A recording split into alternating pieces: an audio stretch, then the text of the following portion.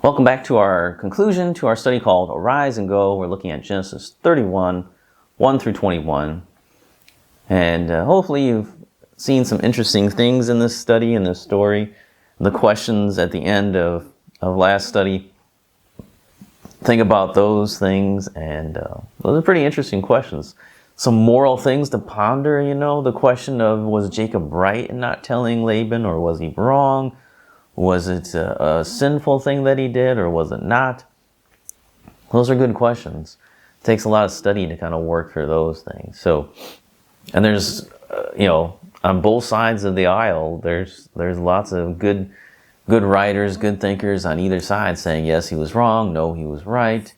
Or it was just like, well, that's what he had to do. So, a lot of interesting debate on that one. So, you can spend some time looking at that. But let's kind of wrap up here. And Jesus told his disciples that they would be in the world, but not of the world. And this would not be an easy place to be. He said that they would face many persecutions. Now, persecution means the infliction of pain, punishment, or death upon others unjustly, particularly for adhering to a religious creed or mode of worship, either by way of penalty or for compelling them to renounce their principles.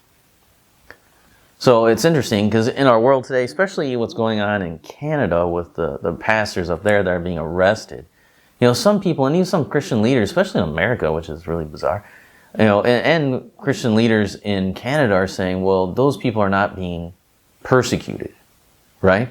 They're not being persecuted.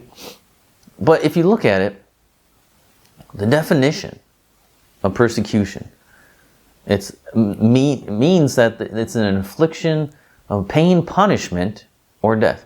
Now, are they being punished? Going to jail, that is Canada's means of punishment, correct? I don't think I'm mistaken. So they're being punished. Then the other question is it for adhering to a religious creed or mode of worship? Well, like some of them, it's because they're still worshiping, regardless of what their country is saying. So it is their mode of worship to gather together to worship God on Sunday, every Sunday, to not neglect the gathering together for whatever reason. So that would be a mode of worship, correct? And it's either by a penalty or by compelling them to renounce their principles. Now, they were trying to compel them to renounce their principles, right? Here, sign this sheet saying that you won't preach on Sunday, you won't open your church. So basically, yeah, it is every part of the definition of persecution. So people that say that, what do you think persecution is then? You're redefining persecution, so you're saying they're not being persecuted?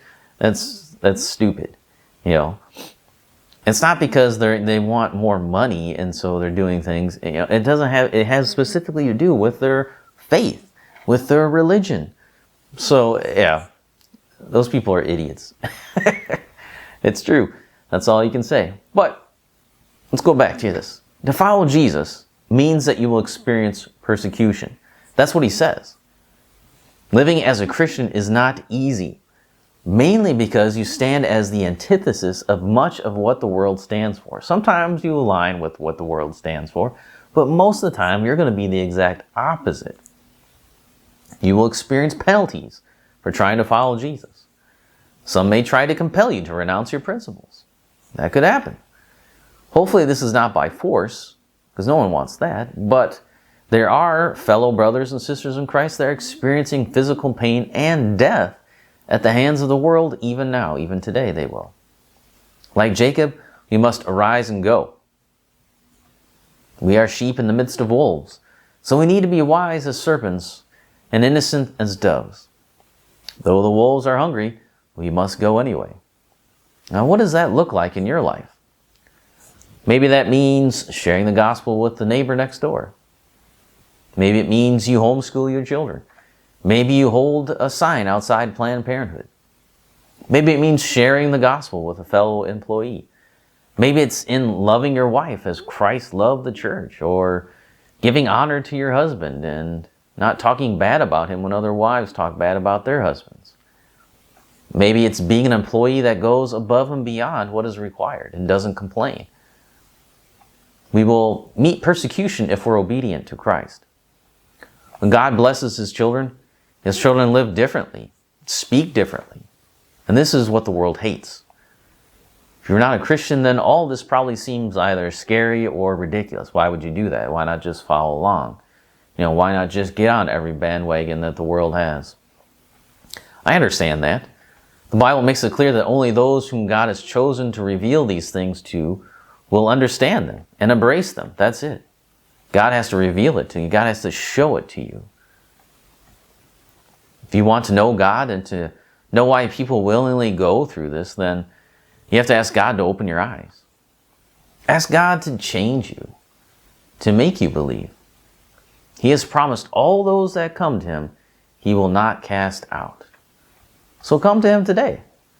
If you want to know why people have such great convictions on these things and are not so wishy-washy like you are, then you need to ask God to open your eyes. If you believe in God but you're not following Him the way you ought to, then ask Him to make you do that.